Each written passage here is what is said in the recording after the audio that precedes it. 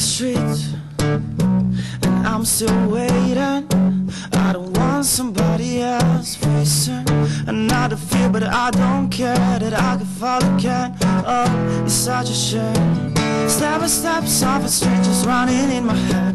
It doesn't mean that I'm not happy. Hope to see you again. I finally found you alone at the bar. It's my lucky day. I know you wanna dance with me. Oh God, you said it's a night I will not be the same. I'm a lover, I'm a lover. God, you said you're so hot, baby, I want you again. Let's make another move, let's make another move. I've got something to prove, we both know that you want me to. God, you said it's a night I will not be the same. Blank streets, and now I'm totally wasted. And who can understand and follow another thing that's been done, another made you feel mine. Oh, oh. Step by step, soft strangers running in my head. It doesn't mean that I'm not happy. Hope to see you again. And finally, I found you alone at the bar. It's my lucky day. I know you wanna dance with me. Oh God, you said it's a night I will not be the same. I'm a lover. I'm a lover. God, you said you're so hot, baby. I want you again. Let's make another move. Let's make another move. I've got something to prove. We both know that you want me to. God, you said you're so hot, baby. I want you again. God, you said it's a night I will not be the same. I'm a lover. I'm a lover. God, you said you're so hot, baby. I want you again. Oh God, you said it's a night I will not be the same. I'm a lover. I'm a lover. God, you said you're so hot, baby. I want you again. Let's make another move. Let's make another move. I've got something to prove. We both know that you want me to. God, you said you're so hot, baby. I want you again. Carousel. Bravissimo, bravissimo, veramente Eugenio, con queste canzoni una più bella dell'altra, perché in questo momento stiamo entrando a gamba tesa nel mondo dei giovani. Un mondo difficile da interpretare, da capire, ma soprattutto faticoso a entrarci, perché loro hanno chiuso tutte le porte, perché non siamo riusciti a capirle. Con chi ne parliamo? Oltre naturalmente con Deborah Gari e con suo figlio, con Francesco Dal Poz, scrittore musicista, e con Filippo Carrieri, buonasera, che è studente musicista. Allora ragazzi, volete spiegarci che cavolo sta succedendo? Cosa sta succedendo dentro di voi? Partiamo con te, Francesco. Devo dire che in effetti tante volte penso sia difficile capire appunto il mondo giovanile, però allo stesso tempo vorrei leggere una frase di Socrate che... Certo, sentiamo cosa diceva Socrate una volta. Questo si parla del 400 a.C., quando ho scoperto... L'altro ieri, sì, praticamente. Parlando di giovani, Socrate diceva: amano il lusso, sono maleducati, se ne infischiano dell'autorità, non hanno nessun rispetto per gli anziani e rispondono male ai loro genitori. Credo che questa frase è davvero attualissima, e quindi da un certo punto di vista mi viene da pensare che in realtà il giovane sia giovane da sempre, solo che magari andando avanti con gli anni forse si dimentica come si era magari appunto qualche anno prima. Questo... Però Filippo, sentendo anche quello che diceva Socrate, confrontandoti con questo mondo adulto, tu cosa vuoi aggiungere? Beh, intanto questa citazione di Socrate è sicuramente una cosa molto veritiera. È una cosa che la mia insegnante di storia mi ha sempre detto, è che la storia è ciclica, che tutto ritorna in qualche modo, si manifesta in forme diverse ma comunque ritorna. E questo è sicuramente anche una conferma di quanto ho detto prima, perché l'educazione, il vivere sociale, la quotidianità è individuale, ma è sempre differente, anche in qualsiasi comunità che noi andiamo a guardare. Io sono studente di sociologia, quindi di queste cose me ne parlano, e anche le studio, posso dirlo. Quindi è anche molto interessante vedere anche tutte le facce di questa medaglia, che sembrano averne solo due. Prima abbiamo visto una cosa completamente anche nuova per chi non ha mai visto questo ambito, come per esempio il discorso dello sfratto di queste famiglie a cui viene tolta una piccola cosa ma va a distruggere un castello. È una cosa molto anche sensibile e di cui si può parlare molto, e va appunto a comprendere molti ambiti: l'ambito politico, abbiamo avuto prima il sindaco; l'ambito personale, abbiamo avuto il diretto interessato, che si è visto da un giorno all'altro la caduta di tutto quello che lui aveva costruito, ma non solo lui, proprio tutta una famiglia prima.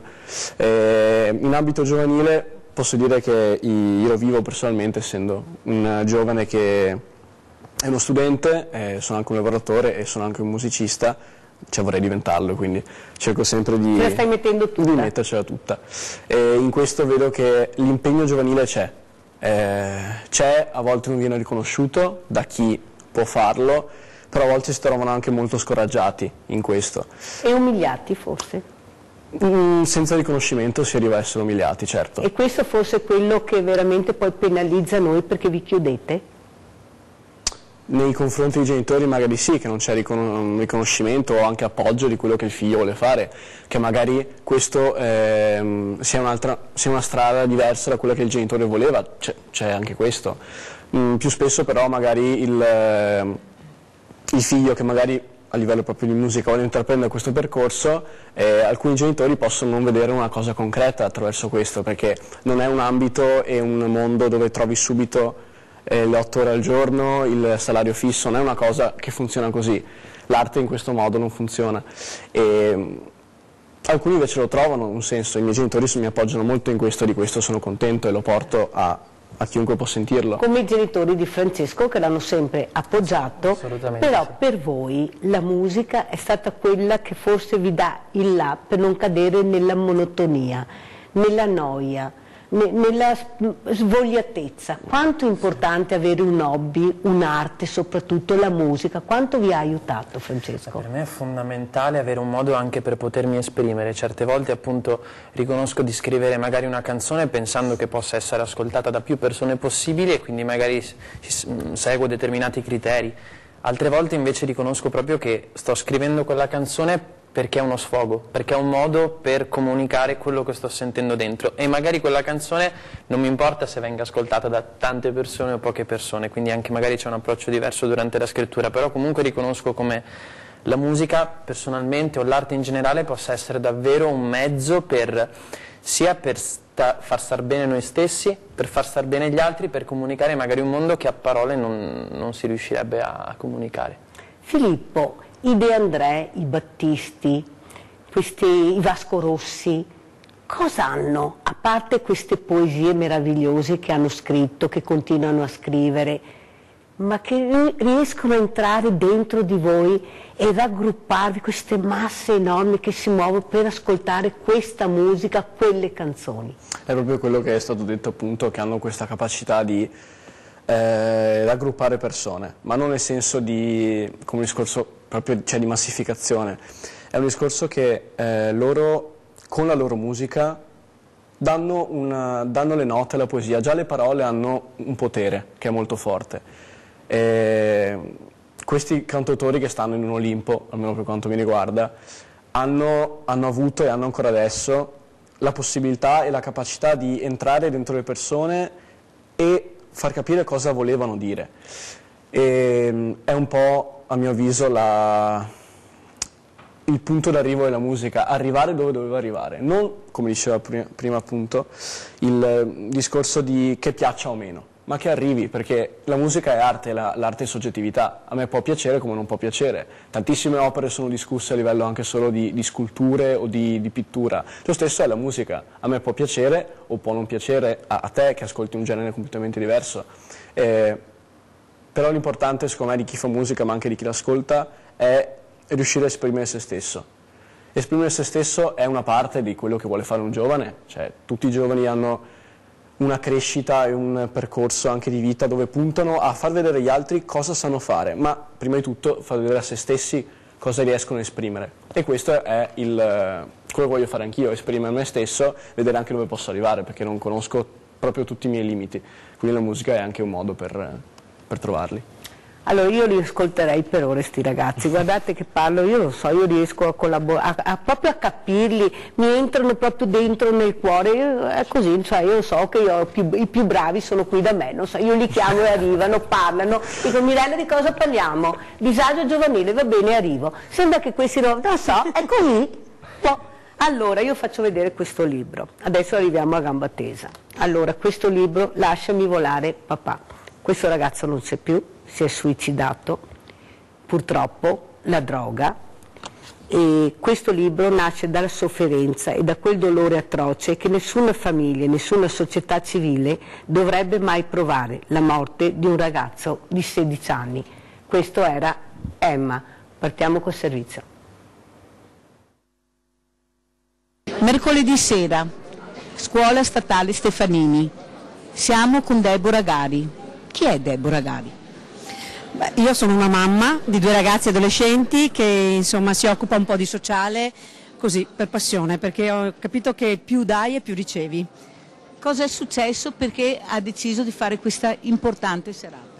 Perché mi è capitato sulla rete di conoscere papà Giampietro e la sua storia 2 anni fa, siamo stati a Feltre e avevo 2 ragazzi adolescenti con cui il dialogo era un po' difficile in quel momento e quando siamo stati da lui ci ha fatto capire come riaprire queste porte che si erano chiuse. Allora non potevo tenere questo regalo che lui mi aveva fatto solo per me e quindi ho deciso di poter fare ad altri il regalo che io ho ricevuto quella sera. Cos'è il disagio giovanile per Deborah Gari? Beh, per le mamme il disagio giovanile è tutto quello che ti porta via il sorriso dei tuoi figli.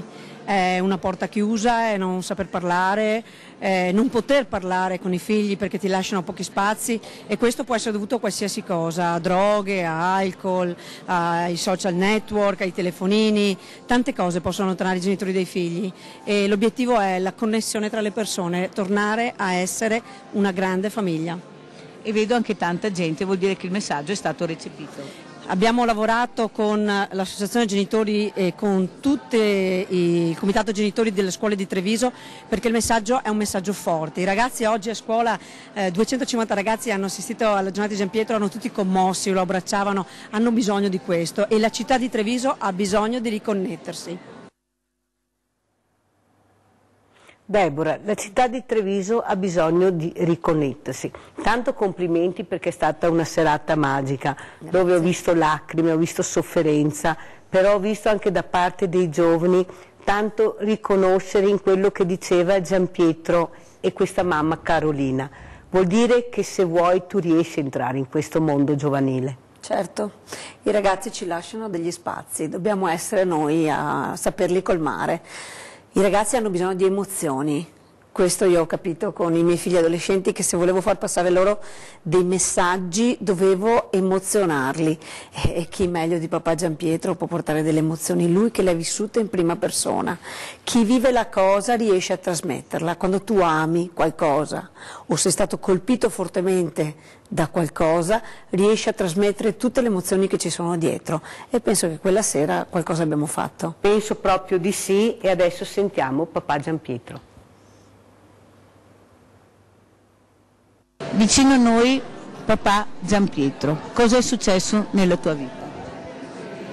Nella mia vita ho corso tanto, ho inseguito l'autorealizzazione, il successo, con un obiettivo, perché da ragazzo io volevo cambiare il mondo, volevo aiutare gli altri, però ritenevo che per aiutare gli altri avrei dovuto fare qualcosa nella vita, cioè diventare ricco, perdere le mie paure e nella vita mi era andata bene. Mi ero comprato 4 case, ero diventato amministratore delegato di 10 società, avevo un'azienda quotata in borsa, ma mi ero perso. Mi ero allontanato così tanto da me stesso che avevo perso quel sogno, quel grande sogno che avevo da ragazzo. Poi, dopo vari segnali, dopo varie cose che sono accadute, ho perso mio figlio Emanuele. Quanti anni? È successo 5 anni fa e lui aveva 16 anni, la notte del 24 novembre 2013. alle 2 di notte, dopo aver preso una droga sintetica insieme a degli amici più grandi di lui che aveva conosciuto nell'ultimo periodo. Si è buttato nel fiume a 200 metri da casa. E quando la notte mi chiamarono e mi trovai sopra quel fiume, io lì avevo 2 possibilità. La prima era quella di raggiungerlo, di buttarmi via. Lì mi aveva distrutto tutte le mie convinzioni in un secondo solo, tutti gli obiettivi sbagliati. E la strada era quella di buttarmi via, oppure provare a rimettermi in piedi, provare a riposizionare la mia vita secondo obiettivi diversi, quelli che avevo nel cuore da ragazzo, perché forse quel ragazzo non era ancora morto. E da lì mi sono rialzato, hanno trovato Emanuele annegato dopo 10 ore. E dopo i primi 2 giorni in cui ho visto la follia, poi l'ho sognato che lo salvavo da quel fiume, ma alla fine ho capito che non ero io a salvare lui, ma era lui che salvava me. Stai cercando di aiutare tuo figlio, anche se fisicamente non c'è più, ma lui è sempre vicino a te e sarà sempre vicino a te. Questo Emma Pesciolino Rosso, cosa vuol dire? Sì, in realtà non sto aiutando lui, è lui che sta aiutando me e sta aiutando tanti giovani. Lui è riuscito a togliere tutte le mie paure, i miei dubbi, mi ha indicato una via. Emma Pesciolino Rosso, Emma sta per Emanuele, Pesciolino Rosso per il suo pesciolino, perché accadde nel 2003, che quando Emanuele aveva 6 anni, che liberammo un piccolo pesciolino dallo stagno di casa nel fiume, che stava morendo nello stagno, e l'estate 2003 fu caldissima. Questo pesciolino sembrava prendere nuova vita nel fiume, ma fu mangiato da un'anatra davanti agli occhi di Emanuele. Lui pianse tantissimo, io invece ridevo, però capii che quel pesciolino aveva insegnato qualcosa a Emanuele, che la vita non è fatta solo di cose belle, di divertimento. La vita è anche sofferenza, dolore e morte. Ed Emanuele, dopo quel gesto, ho capito che anche lui stava insegnando qualcosa a me. Forse in quel momento non avevi capito fino in fondo la sensibilità di tuo figlio. Piangere di fronte alla morte di un pesciolino rosso vuol dire che la sensibilità era enorme. È proprio così. È il fatto che i nostri giovani sono più sensibili di noi. Noi adulti veniamo spesso, ci incastriamo in vite a volte non nostre, nelle vite che non è quello che sognavi da giovane, ma qualcosa perché il sistema ti ha voluto incastrare in quella vita. A volte ci perdiamo, ecco che non siamo più capaci davvero di scendere al nostro cuore, di capire quella sensibilità che i nostri figli hanno. Io penso che i figli debbano e saranno l'evoluzione della nostra generazione. Dobbiamo evolverci attraverso loro e non far diventare loro come noi. Ti ringrazio papà Emanuele, grazie veramente di cuore per quello che hai detto, ma soprattutto per quello che stai cercando di fare per aiutare questi ragazzi di una fragilità incredibile. Ci proviamo, sì, sono fragili perché, come dicevo, è proprio colpa degli adulti, che spesso abbiamo portato via i loro sogni. Aiutiamo i nostri giovani a trovare i sogni. Francesco, io quella sera ero là con voi, ho visto tantissimi ragazzi, poi vedrete com'è andata la serata, ad abbracciare papà Giampietro e mamma Carolina, ma lo facevate proprio con un senso che avevate capito, le parole vi erano arrivate nel cuore. Allora, quella sera era stata la 3ª volta che ho visto papà Giampietro parlare. La prima a Feltre, la seconda la mattina, lo stesso giorno la mattina a scuola mia, in aula magna, e la terza appunto all'Auditorium Stefanini. La prima volta a Feltre ho avuto proprio la sensazione, lo stimolo di dover andare lì e dirgli che mi aveva fatto bene quella sera, che mi ha fatto piacere sentirlo parlare e sentire le sue esperienze, mi ha fatto crescere e provare anche sensazioni tra virgolette nuove, tristezza ma anche felicità per poi come è riuscito a concludere lui il suo progetto. E appunto quella sera mi sono sentito anche non in dovere ma con una forte voglia di promuovere questa sua iniziativa, e quindi ho deciso di riproporla a scuola mia e portarla anche ai miei compagni di scuola, e la sera con l'accesso libero anche a tutte le famiglie. Vedi cosa era riuscita a fare mamma Deborah quella sera a Feltre? Sì. È stata una cosa grande. Sì, nulla. È andata così, dici? È andata così. Però se forse Gianpietro si fosse fermato un attimo a guardare questo ragazzo quella sera, che gli ha detto sei serio ma non ho tempo, forse le cose sarebbero andate diversamente. Francesco, prima hai letto Socrate, cosa leggeresti a questo papà? Devo dire, ha una forza incredibile ed è stupendo come sia riuscito proprio a risalire e a trasformare la sofferenza in un messaggio così forte che viene lanciato poi ai giovani. Io credo sia meraviglioso quello che sta facendo quest'uomo e di conseguenza quello che poi è stato fatto anche qui a Treviso e non solo, perché penso che proprio questo messaggio a quanto pare si sta espandendo, quindi è davvero meraviglioso.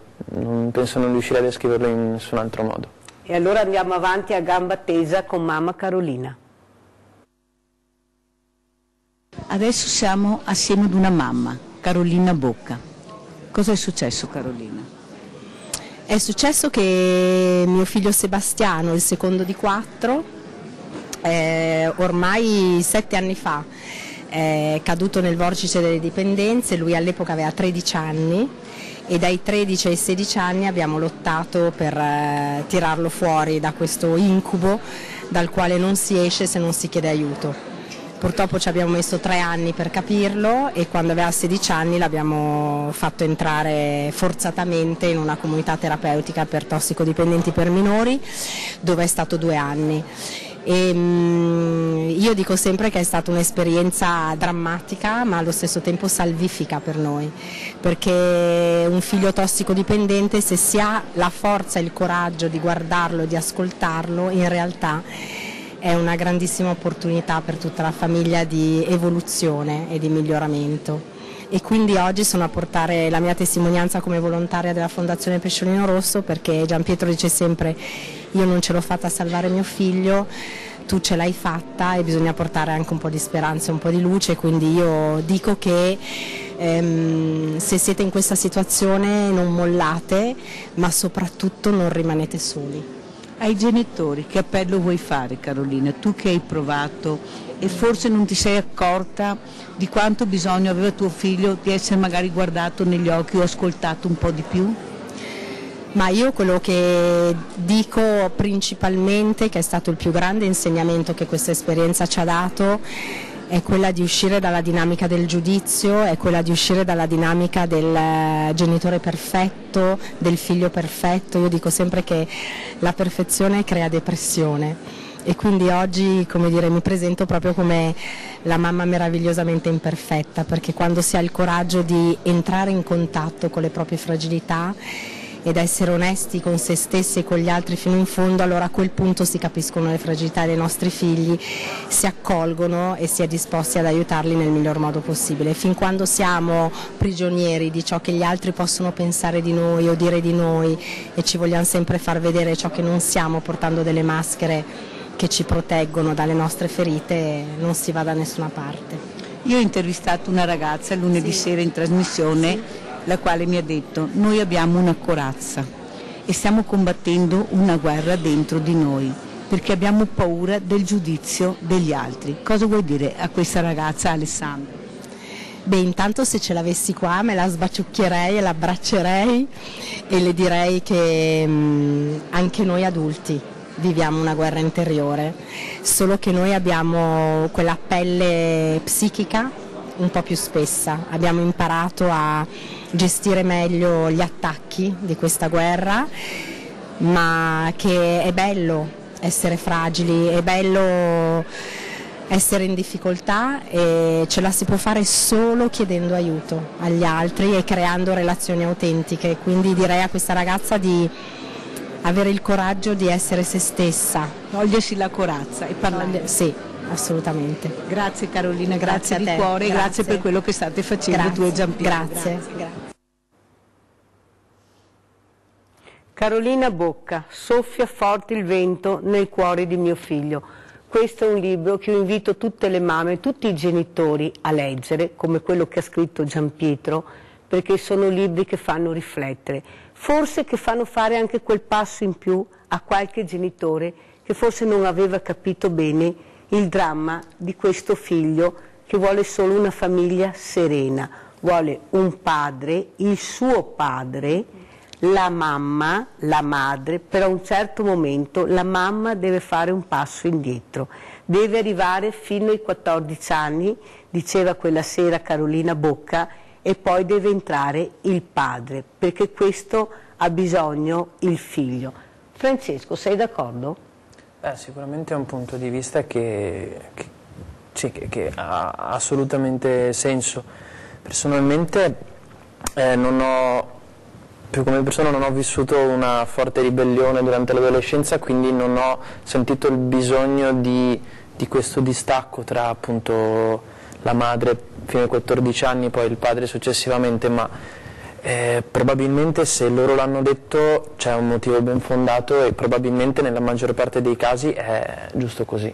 Filippo? Sono d'accordo con quanto detto, perché comunque è si può dire sia un problema, se non viene affrontato bene diventa ancora più grande, e quindi questo, se non viene controllato, poi rischia di peggiorare la situazione in questo caso del ragazzo, ma possiamo guardarla anche più in grande. È una famiglia a cui è successo questo fatto, ma ce ne sono molte altre, e questa testimonianza che ha dato questa mamma sicuramente è servita a qualcun altro. Magari noi possiamo anche sapere se qualcun altro poi è riuscito ad aiutare il proprio figlio, o comunque a parlarci, che non è così scontato. Prima parlavamo anche di parlare tra genitori e figli, quello non è per niente scontato anche nel mondo in cui siamo oggi, che per tante cose il dialogo non è più una forma quasi scontata di comunicazione tra persone, ma è magari una cosa che viene vista anche male. Parlare con le persone a volte è veramente una cosa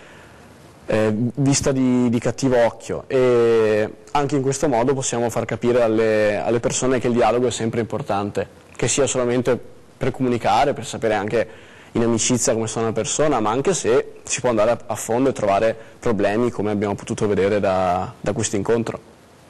Francesco? Io concordo quasi pienamente.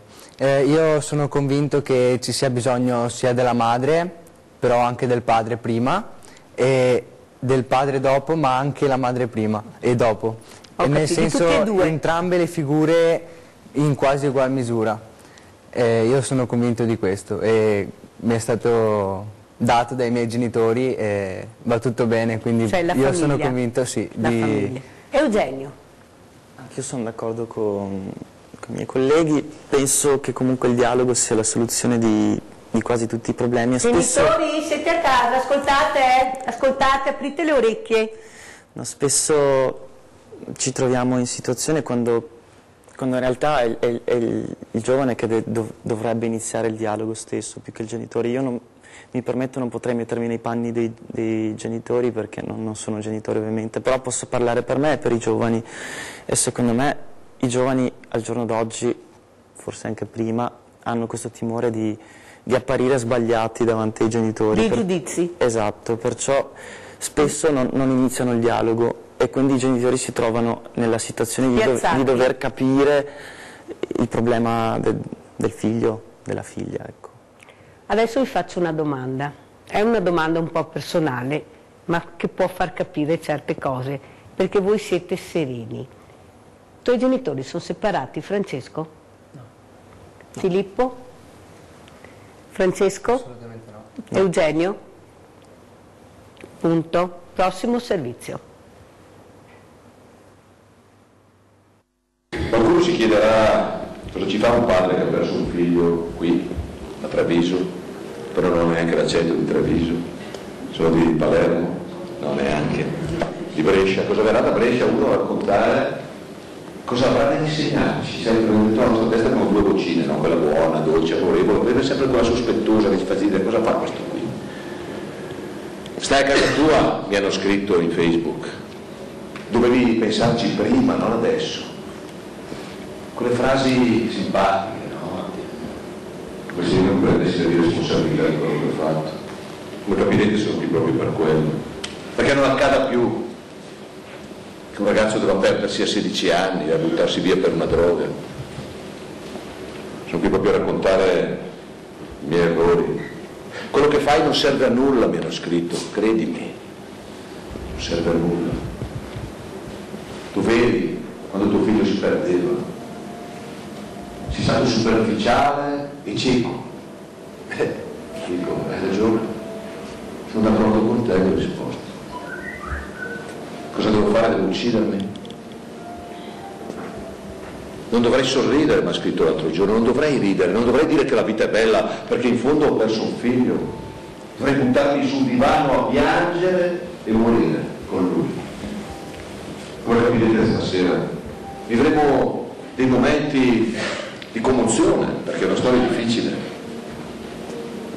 Ma il mio scopo è quello di farvi andare via col sorriso sulle labbra di una gioia diversa.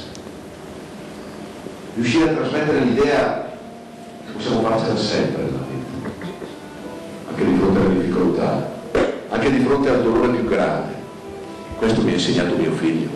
E io sono qui perché non sia necessario perdere un figlio per capire, per risvegliarci, perché siamo tutti ciechi, addormentati. Aveva ragione quella signora che mi ha scritto, eri cieco, ero cieco, non vedevo, non capivo. Quante volte dicevo a mio figlio, tira giù i piedi dal tavolino, tira su le braghe, tira giù il cappellino, non stare alla PlayStation, non stare al telefonino, non fare questo, non fare quello. Forse tutte cose giuste quando esagerava, ma sono sbagliate se prima non gli chiedi come stai? Come sta il tuo cuore?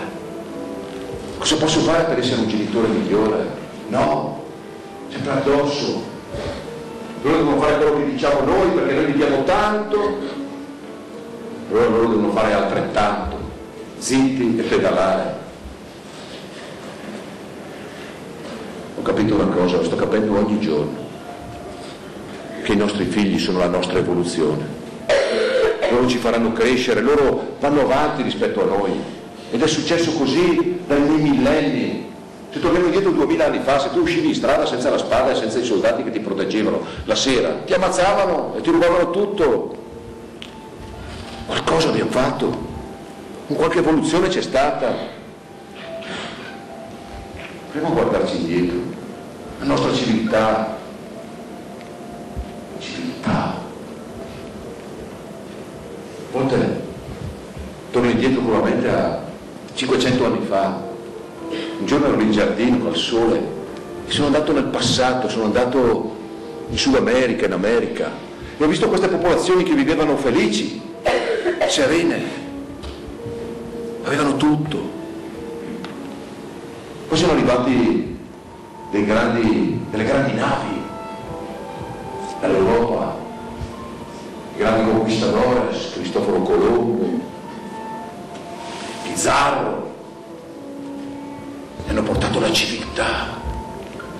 Erano tutti dei delinquenti, hanno ammazzato 60 milioni di nativi americani per portare la nostra civiltà. E l'altro giorno un amico mi ha detto che hanno, per sterminare gli indiani nel Nord America, perché loro non si sono mai piegati, sapete cosa hanno fatto? Hanno ucciso 120 milioni di bisonti, sterminati. Vedo che ci sono delle zone, adesso dei cimiteri con delle montagne, delle ossa di questi bisonti. Abbiamo portato la civiltà. E adesso tiriamo sui muri per sputare in faccia a chi ci chiede un tozzo di pane, per difendere che cosa? L'unica cosa che ci hanno convinti che dobbiamo avere, la sicurezza. Io devo avere la sicurezza economica, certo. Ci hanno così convinto di questo che tu devi mettere a posto te, i tuoi figli, le prossime 7 generazioni o 10 se puoi, mettere in parte. Ci hanno riempito di paure.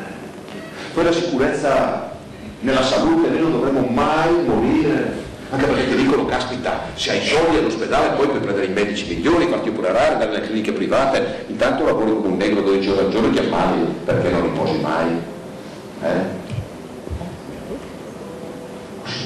E poi la sicurezza perfino negli affetti, perché tutte le cose sono mie, tu sei mia, se mi molli io ti ammazzo. Anche i casi di femminicidio, casi terribili, di violenza sulle donne, perché l'amore non è interpretato come condivisione di un cammino di vita, come un percorso da fare insieme nella fiducia, e nel rispetto, no l'amore come possesso. Io possedere cose, devo avere sempre di più. Poi quando la moglie arriva, che si fa qualche ruga, la cambio, la prendo che ha 30 anni di meno, perché devo mostrare il mio oggetto.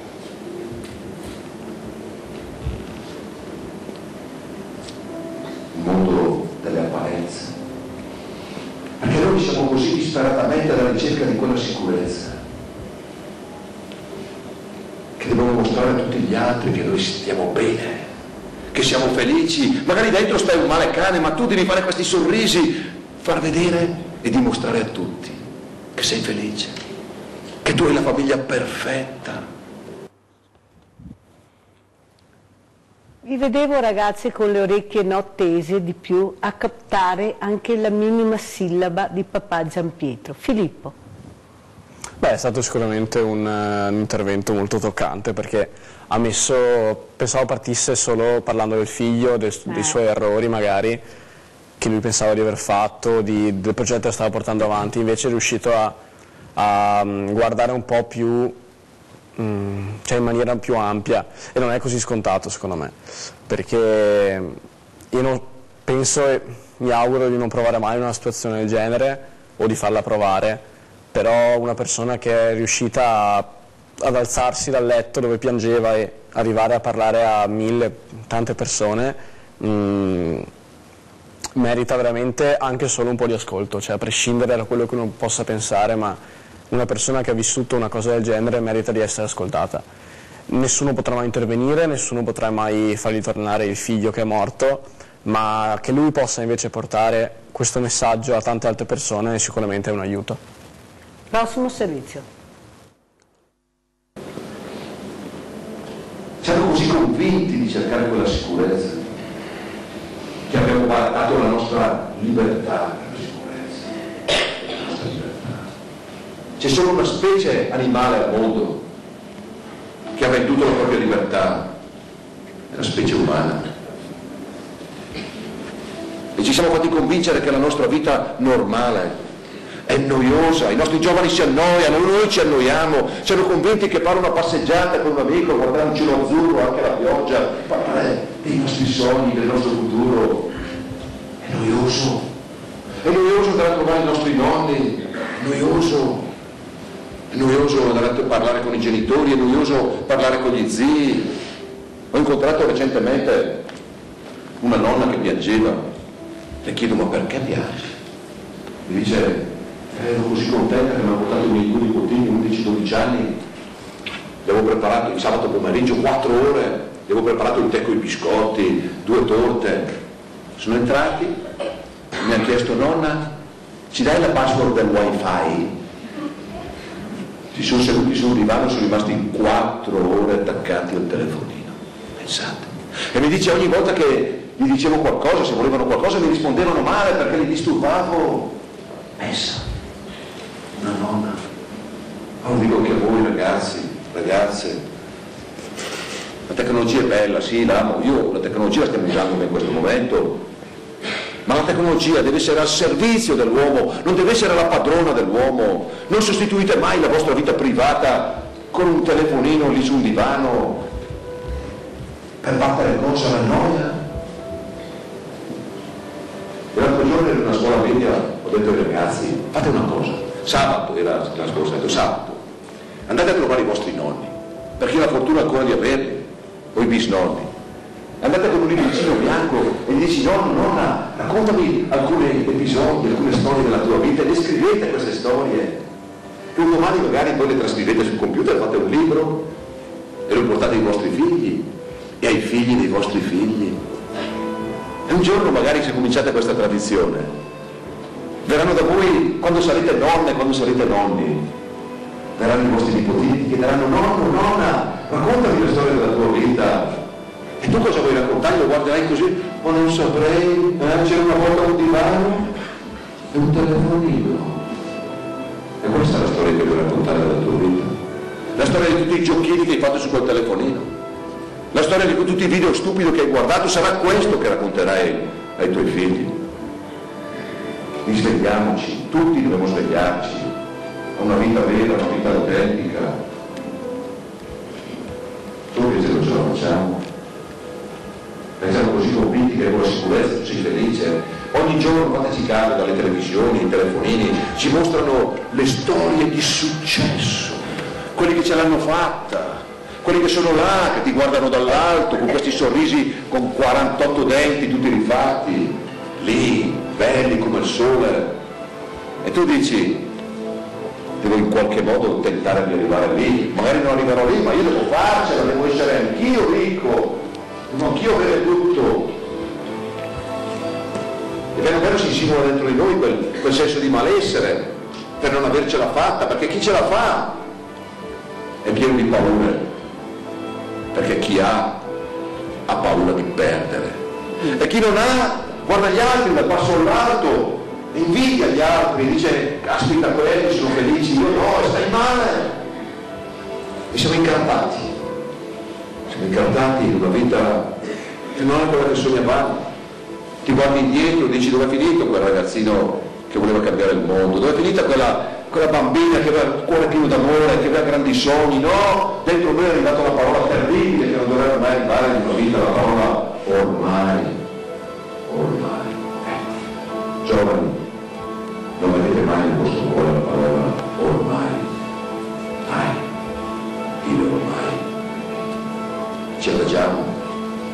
E allora, quando tu non sei soddisfatto della tua vita, accade qualcosa. Perché dentro di noi c'è già l'essenza di quello che noi dobbiamo essere, quello che è la nostra vera natura. Stamattina ho dato un'immagine ai ragazzi. Ho detto la vita è come un prisma di marmo, dentro cui è contenuta una statua che rappresenta la nostra essenza, quello che noi siamo, come la chiamava Hillman nel codice dell'anima, la ghianda. La ghianda contiene già il progetto dell'albero intero. Solo che noi non scaviamo, non scolpiamo la pietra per cercare quella statua. Dice quella statua che siamo noi stessi, ma noi cosa facciamo? Quello che facevo io negli anni, io aggiungevo pezzi al mio blocco di marmo, la mia ricerca del successo, il denaro, le mie case, le mie cose, e la mia statua ero imprigionata. Pensate che c'è stato un tempo in cui volevo cambiare il mondo, avevo un grande sogno, aiutare gli altri, volevo fare il missionario io da ragazzo, però ero così timido, e poi ero di famiglia non ricca, dovevo lavorare per mantenermi gli studi. Allora mi ero messo in testa due cose: fare esperienza e diventare ricco. Ho studiato, ho fatto il liceo, poi l'università, economia e commercio, mi sono laureato 32 anni fa, poi mi sono sposato nell'89, ho avuto 3 figli meravigliosi, Alessandro, Emanuele e Giulia. Poi dal 93 ho cominciato a lavorare dall'89 nelle aziende, dal 93 in un gruppo industriale, sono diventato amministratore delegato di 10 società, azienda quotata. I soldi erano arrivati, mi sono comprato 4 ville, avevo sempre di più, investivo i miei soldi in borsa, le banche mi davano linee di credito, usavo anche quelle per diventare sempre più ricco, per sentirmi Dio. Ma poco alla volta mi ero allontanato dalla mia ghianda, dal mio sogno, mi ero allontanato e la mia statua era imprigionata, aggiungevo cose continuamente e mi stavo perdendo. Il sogno di quel ragazzo era sotto strati di cenere che si chiamava Io Fico.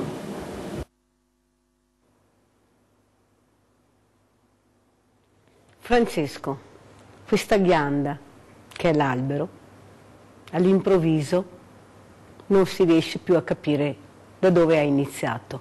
Sentendo le parole di papà, cosa vuoi dire?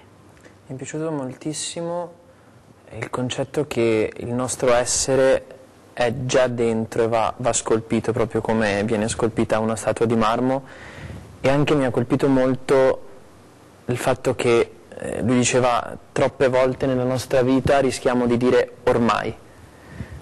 E, tra l'altro, per collegarmi a un'esperienza che ho vissuto quando ho scritto il libro con Mauro Benetton, un caro amico malato di SLA, lui mi ha insegnato veramente una cosa importantissima, appunto che non è mai troppo tardi per cominciare qualcosa di nuovo. Lui proprio ha eliminato la parola ormai, perché sebbene fosse completamente paralizzato su un letto Anzi, approfittiamo per salutarlo, che sicuramente ci sta guardando. Sì, ciao Mauretto!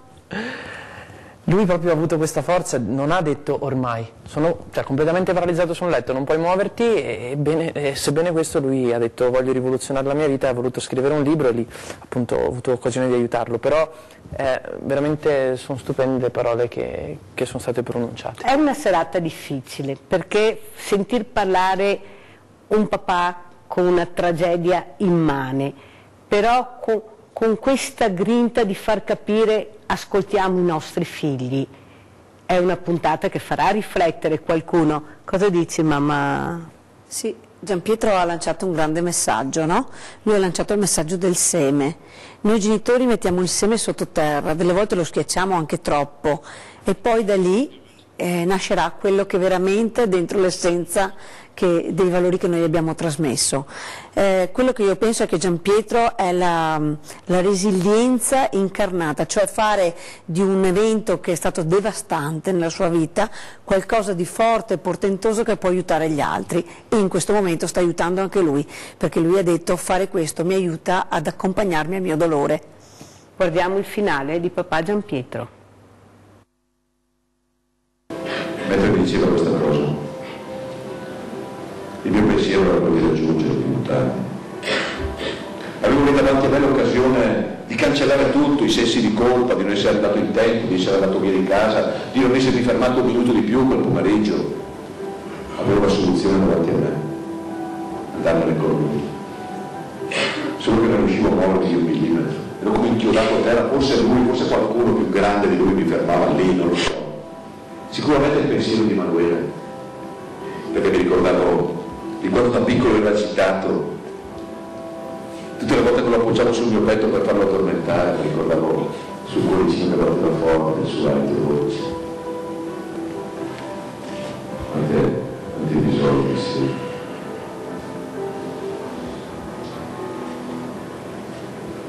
Come quando mi aveva chiamato lui, faceva tante domande, perché? Un giorno mi aveva chiesto a 3 anni, papà, perché Gesù ha creato le zanzare? È una bella domanda, tosta. Ogni tanto mi trovo nelle chiese e mi chiedo a mi spiegarlo perché io l'avrei eliminato volentieri, ai miliardi di animali fuori dalle zanzare. Però alla fine gli ho detto, anche le zanzare hanno senso, perché quando si riproducono fanno delle piccole larve e le depositano nello stagno dei pesciolini rossi. Noi abbiamo uno stagno vicino alla casetta di Ema e questi pesciolini si nutrono delle larve, siamo tutti connessi, collegati nel grande cerchio della vita. E lì mi viene in mente l'episodio del pesciolino rosso, perché proprio 10 anni prima, quando Emanuele aveva 6 anni, l'avevo convinto a liberare un pesciolino che stava morendo nello stagno dentro nel fiume. Eravamo arrivati lì, col sacchettino e il pesciolino. Emanuele lo lanciò nell'acqua e questo si mise a nuotare felice, io felicissimo, ma la soluzione l'avevo offerta io, quindi papà genio, sai. Ma non ho fatto tempo a festeggiare che parte un'anatra bastarda e si mangia il pesciolino al volo davanti agli occhi di Emanuele. No, vi dico quanti pianti, che urla, quante parolacce gli ha detto quell'anatra. Poi si muove verso di me per trovare un po' di conforto, mi stavo spudellando le risate, mi dava i pugni, perché ridi? Vedi? Noi ridiamo. Io ridevo. La vita a quel momento segnava, a 6 anni Emanuele mi insegnava che non è fatta solo di cose belle, di divertimenti, di gioia. La vita è anche sofferenza, dolore, difficoltà, anche morte. E allora lì sopra quel fiume capivo che se quel piccolo pesciolino rosso aveva insegnato qualcosa a Emanuele, forse adesso Emanuele stava insegnando qualcosa a me. Mi stava indicando una via. Stava dicendo papà salvati, papà torna un po' quel ragazzo che voleva cambiare il mondo. Si è allontanato troppo. La parola ormai è nel tuo cuore da anni. Prova a camminare, prova a scolpire quella pietra, prova a cercare quel ragazzo che tornai a casa quelle notte da mia moglie, dalle mie figlie. Oggi siamo uniti più che mai. Hanno trovato Emanuele annegato 10 ore dopo, hanno trovato un po' più in basso. Non sapevo ancora da che parte cominciare a scavare, a scolpire. cercare me stesso. Ma la risposta me l'ha data di nuovo Emanuela, perché dopo 2 giorni ho sognato che lo salvavo da quell'acqua e nel tirarlo fuori dal fiume mi sono svegliato, era le 3 di notte, ho avuto tutto chiaro, ho capito che non ero io a salvare lui, ma era lui che stava salvando me. E avevo chiaro cosa dovevo fare. Ho sentito dentro di me un'energia inesauribile, come se lui fosse entrato dentro di me, la sua energia. Se non avevo saputo salvare mio figlio avrei dovuto combattere con le unghie e con i denti per salvare almeno un altro figlio. Non sono riuscito a salvare mio figlio, ma devo riuscire a salvarne un altro. Deborah, anche quella sera tante mamme piangevano, tanti papà avevano le lacrime agli occhi, però anche tanti ragazzi ho visto piangere quella sera. Secondo me, se riusciamo ad informare, a farli parlare, a farli dialogare, forse riusciremo nell'obiettivo. Cosa dici? Io dico che sono stata molto soddisfatta quando Gianpietro a fine serata mi ha detto che gli si è avvicinato un ragazzo e gli ha detto: non so se voi riuscirete a cambiare il mondo, ma stasera avete cambiato me. E lì ho capito che il messaggio era entrato, un ragazzo giovane con tutte le sue difficoltà, e quindi insomma ho capito che veramente attraverso questi messaggi puoi far passare il sostegno che loro meritano. Quando Gianpietro e Carolina sono venuti nelle scuole, negli istituti scolastici, so che ha partecipato anche il sindaco, che vi ha messo anche a disposizione l'auditorio, il sindaco di Treviso Mario Conte, che ringraziamo. E come siete stati accolti dai ragazzi? Per non è facile, eh? Allora, rispetto a questa cosa, con il professore che ci ha affiancato, il professor Paolo Zaia, che ringraziamo anche lui. E che speriamo di avere anche lui ospite prossimamente. Certo, e con la preside dell'Istituto Ricatti, che ringraziamo per aver accettato. Che anche lei vorremmo ospite eventualmente. Che ha accettato questo invito. La cosa che ha colpito loro era che per tutte le 2 ore e mezza dell'intervento in sala i ragazzi non si sono mai distratti, nessuno guardava il telefonino, quando invece solitamente in altre formazioni anche di alto livello c'è sempre quello che si distrae. Ma la cosa che più ha colpito anche me è che una volta terminata la lezione, suonata la campanella, nessuno si è alzato fino a quando Gianpietro non ha finito l'intervento. E allora adesso guardate cosa hanno scelto papà Gianpietro e mamma Carolina per chiudere la serata.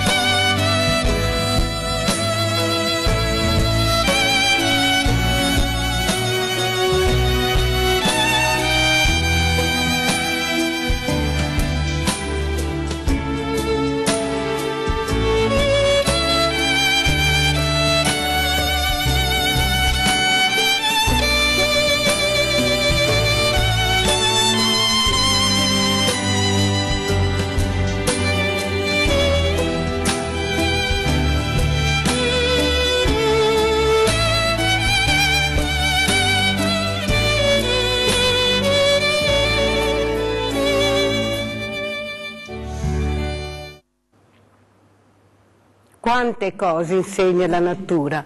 Guardate che è una cosa eccezionale, forse dovremmo imparare un po' dalla natura, da questi animali meravigliosi, a ucciderli meno, a rispettarli di più. Forse rispetteremo di più anche i nostri figli. Cosa dici, Francesco? Sì, assolutamente vero, bellissimo questo video. Sì. Hanno scelto un video particolarissimo dove arriva il genitore. Arriva il genitore che protegge questo cucciolo e questa maledetta bestia che lo stava azzanando, ma è la natura, aveva fame, però ha paura di questo genitore così grande, così forte e si ritira. Francesco.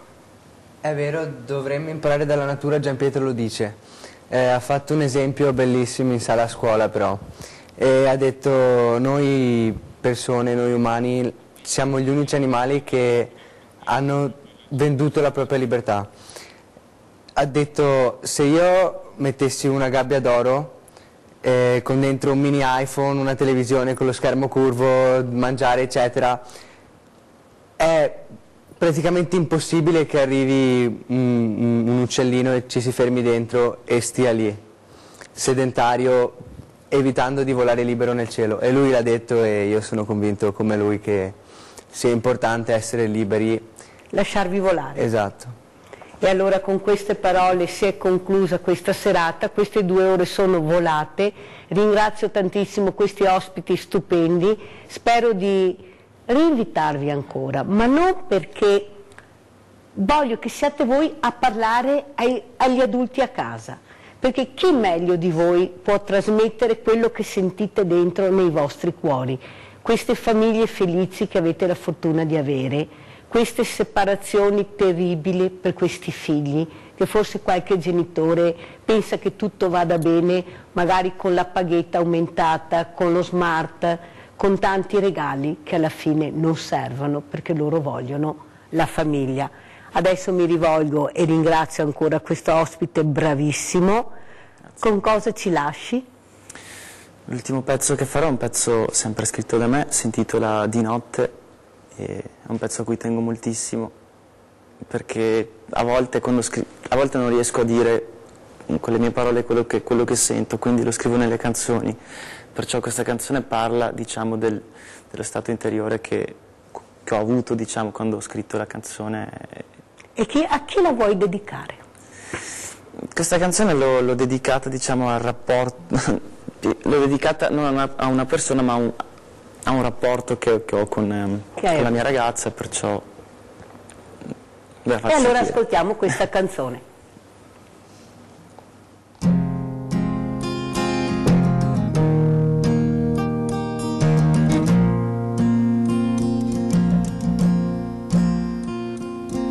Girati, sono sempre io. Prego a non sparire,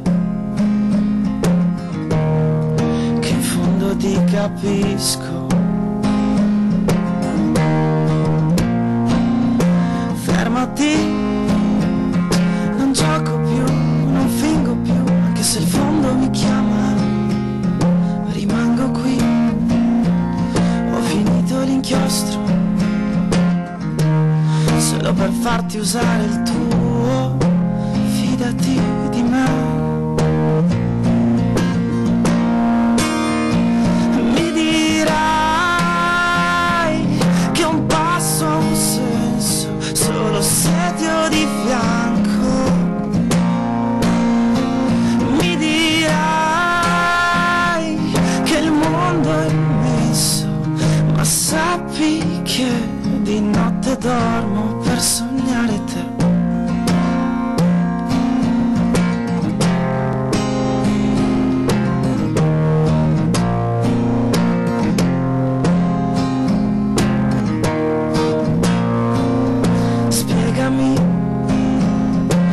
Siamo finiti amore, spiegami perché la pelle brucia, perché il tempo cattura i miei pensieri e non ricordo più quello che ho fatto ieri.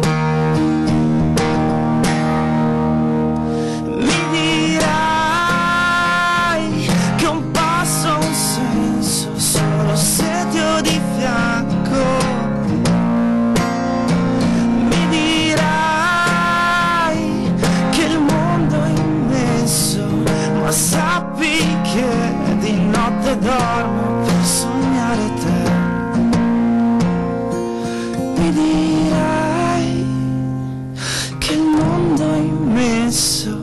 ma sappi che di notte dormo per sognare te.